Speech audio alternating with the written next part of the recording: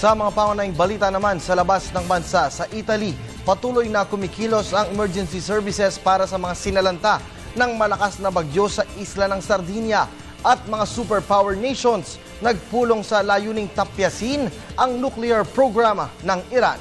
Ito ang mga global balita ni Edwin Eusebio. Tuloy ang pagkilos ng emergency services sa isla ng Sardinia sa Italia. Kasunod dito ng pagsagasa doon ng malalakas na bagyo na nagdulot ng mga pagbaha.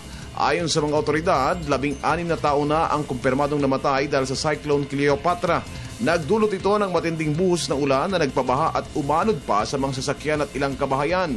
Umapaw na rin ang mga ilog sa Sardinia at may isang tao ang hinahanap pa rin ngayon.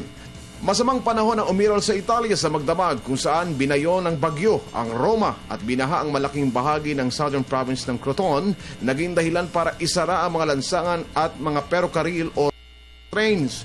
Tinatayang nasa 50,000 mga tao ang apektado ng bagyo sa Sardinia Island pa lamang.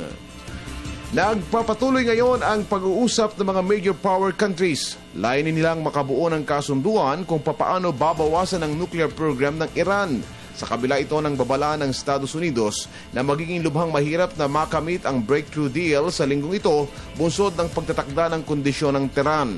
Sa kabilang dako, sinabi ng Western diplomat na may mataas pa ring posibilidad na babalik sa Geneva ang mga foreign ministers sa linggong ito para ipako ang kasunduang mabubuo sa negosasyon.